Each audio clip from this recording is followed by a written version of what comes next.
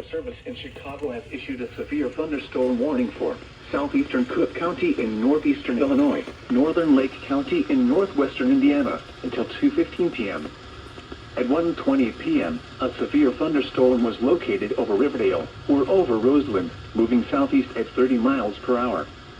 Hazard, 60 miles per hour wind gusts and quarter-size hail. Source, radar indicated. Impact, hail damage to vehicles is expected. Expect wind damage to roofs, siding, and trees. Locations impacted include Chicago, Hammond, Gary, Oak Lawn, Calumet City, Portage, Merrillville, Chicago Heights, Roseland, South Shore, East Chicago, Cherville, Hobart, Lansing, Harvey, Highland, Blue Island, Munster, Dolphin, Homewood, Alsip, Steger, Chatham, Auburn, Gresham, and South Holland. For your protection, move to an interior room on the lowest floor of a building.